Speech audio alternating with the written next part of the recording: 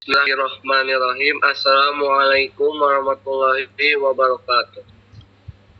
Bertemu lagi dengan saya Agus Nugraha. Saya di sini akan memaparkan tugas saya yang berjudul tentang pengertian judo, pinjol, dan perhelatan dan berdasarkan definisi para tokoh yang lainnya.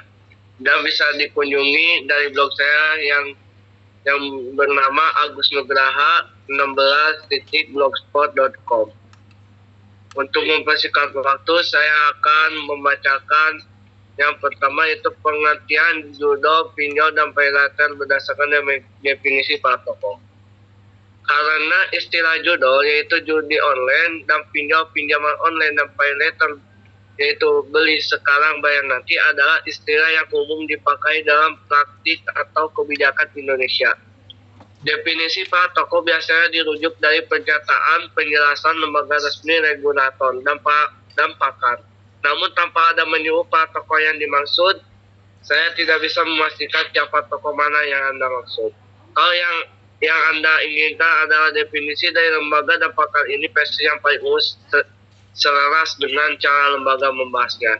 Judi online yaitu bisa disebut judol, yaitu umumnya dipahami sebagai kegiatan taruhan atau permintaan taruhan melalui media internet dengan adanya pertaruhan nilai dan harapan mendapatkan keuntungan yang pada praktiknya termasuk tindakan ilegal bila tidak berizin. Dan yang selanjutnya yaitu pinjol, yaitu bisa dipaparkan yaitu pinjaman online. Secara umumnya yaitu dipahami sebagai layanan pemberian pinjaman berbasis platform digital, aplikasi di mana pengguna mengajukan pinjaman secara online. Biasanya melalui perusahaan fixed lending. Yang selanjutnya yaitu pay later. Pay later itu bisa dipaparkan dengan beli sekarang bayar nanti. Umumnya dipahami sebagai fasilitas pembayaran yang memungkinkan pengguna membeli atau bertransaksi sekarang lalu membayar di kemudian hari. Kadang ada cicilan, biasanya terhubung dengan aplikasi dan merchant. Supaya benar-benar berdasarkan definisi para tokoh, misalnya nama dosen PK tertentu atau kutipan penulis tertentu, saya perlu menginformasikan. Yang kedua yaitu bahaya dari negatifnya judo, pinjol, dan pay later bagi individu dan hubungan sosial. Yang pertama yaitu bagi individu yaitu selanjutnya yaitu judo, yaitu resikonya kecanduan dan dorongan terus bermain, kerugian finansial cepat, modal habis, utang karena mengejar balik. Yaitu selanjutnya itu gangguan psikologis, stres, cemas, depresi. Dan yang selanjutnya itu dampak hukum jika aktivitas termasuk tindakan ilegal. Nomor 2 yaitu pinjol, yaitu resikonya utang menumpuk karena bunga, biaya, dan tenor. Selanjutnya praktik penagihan yang tidak etis, ancaman mempermalukan, penyebaran data bisa terjadi pada pinjol ilegal. Dan yang selanjutnya juga yaitu gagalnya bayar dapat memicu ada psikologis dan reputasi jika akses data penagihan bermasalah. Dan potensi meningkatkan kemiskinan karena pengeluaran untuk membayar cicilan lebih besar daripada pendapatan. Yang ketiga yaitu pay later, yaitu resiko kebiasaan konsumtif, belanja dulu pikir ke belakang. Utang jangka pendek bisa berubah jadi masalah besar jika tidak terkelola. Biaya keterlambatan cicilan bisa pembesaran beban, bisa mendorong over limit atau transaksi impulsif. Yang bagian B itu bagi hubungan sosial, yaitu konflik keluarga, pertengkaran karena penggunaan uang, tagihan, dan kebohongan. hilangnya kepercayaan pasangan, orang tua, teman masa dikhianati karena menyembunyikan utang. Mengganggu pertemanan utang di belakangan bisa merusak relasi. Stigma sosial yaitu individu yang terlihat sering dijauhi atau dikucilkan. Untuk jodoh bisa muncul lingkaran pertemanan yang sama-sama main dan memperparah ketergantungan. Yang ketiga yaitu pencegahan jodoh, pinjol, dan pay letter. Pencegahan jodoh yaitu bisa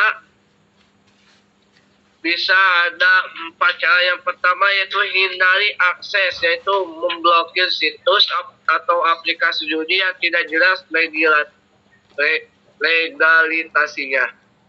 Dan yang kedua yaitu jangan mudah tergoda promosi hadiah cepat atau bonus bermain. Dan yang ketiga edukasi interaksi keuangan dan literasi digital. Pahami pola penipuan dan trik ketagihan.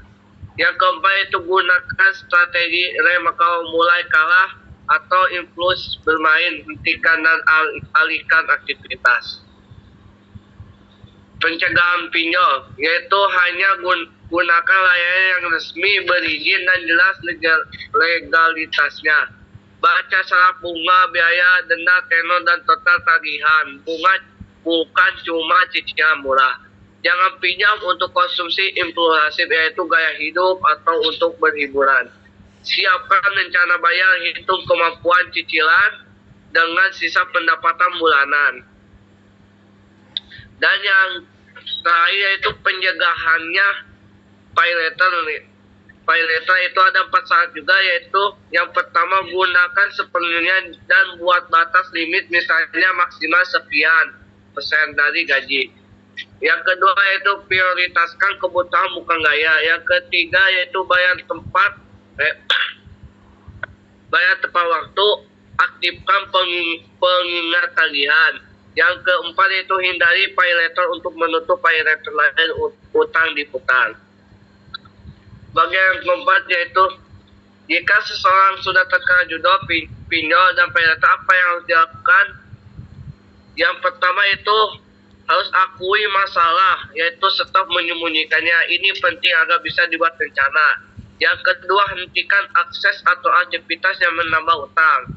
Seperti judol, itu harus di stop bermain, hapus akses dan atau aplikasi minta bantuan blokir.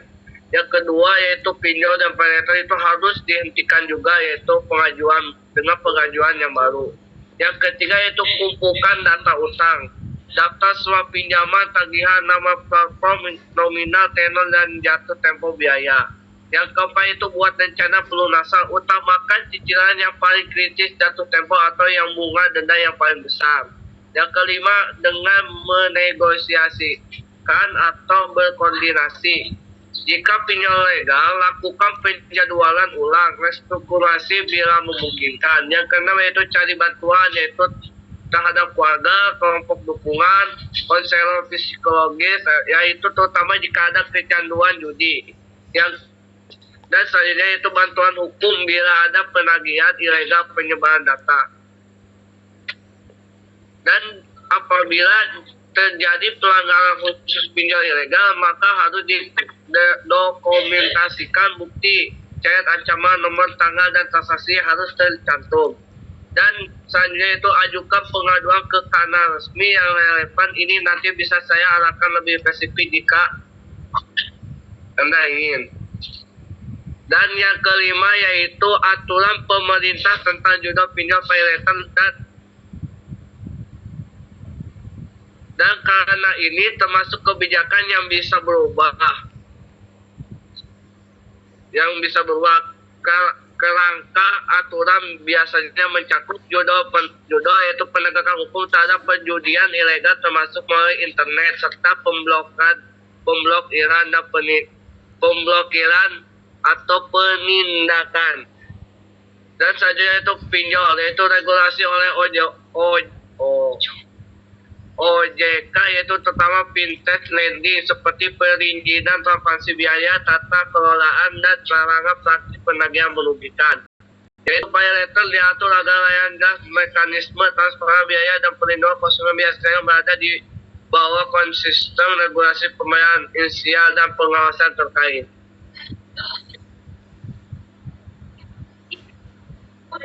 Udah. Oke, Sekian terima. dari saya.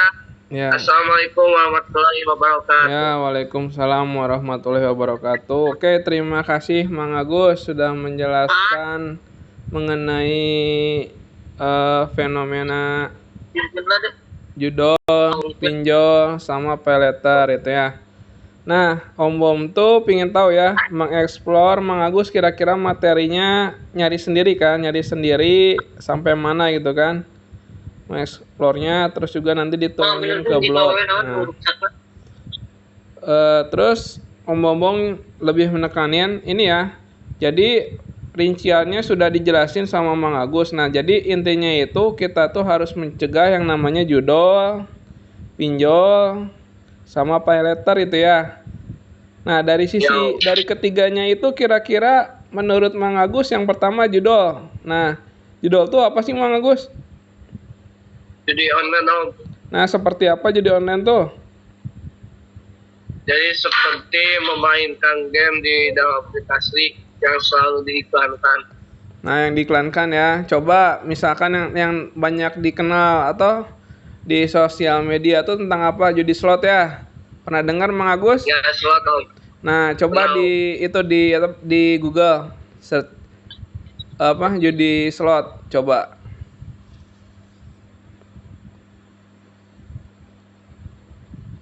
Nah, sekarang coba cek gambarnya. Di enter dulu nggak apa-apa.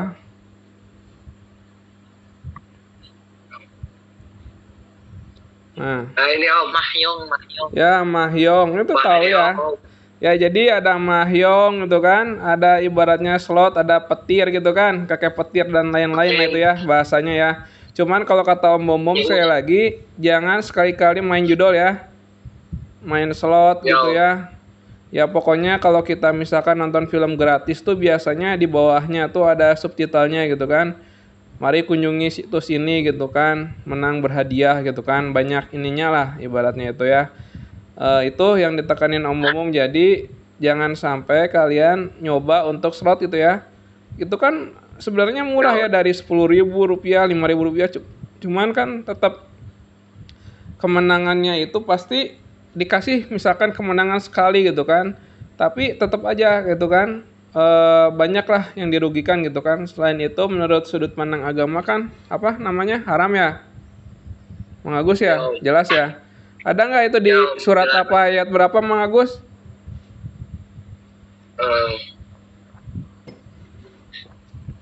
Mengenai judi. Nah, coba cari ya. Nah, Mang Agus kan dari pesantren. Jadi kalau misalkan ada fenomena sosial ini kira-kira ada di Al-Qur'an ayat berapa gitu kan? Ayat berapa gitu kan ya. Itu yang Mang Agus ya. Nanti dituangin di blognya ya mengenai judul ya. Mengenai judi, nah itu kan ada. Nah, kira-kira ayat berapa, surat berapa gitu kan. Nah, itu nanti dituangin di blognya. Nah, jadi sekali lagi ya. Nah, jangan sekali nyoba-nyoba ini ya judi online ya. Pokoknya kalau misalkan pingin investasi lebih baik nanti investasinya misalkan ke reksadana, ke saham, ke obligasi gitu kan. Nantilah Om Bom kita sharing gitu kan, ajarkan ya sama Om Bom gitu ya. Mungkin ada juga di pelajaran akuntansi ya, Mang Agus di sana belajar. Belajar Om. Nah, akuntansi sempat tapi itu nggak mendalami. Oh, nggak mendalami, tapi sempat diajarkan tentang saham, obligasi gitu. Saham paling Om. Oh, saham. Oh, disuruh buat akunnya nggak? Nggak. Oh, sama siapa belajarnya? Belajar definisinya. Oh, definisinya. Tapi praktiknya belum ya? Belum Om. Tapi dikasih tahu sama guru sebelumnya? Paling itu pembelajaran sama Bu Hesti Om. Oh, tapi praktik jual beli sahamnya praktek juga nggak?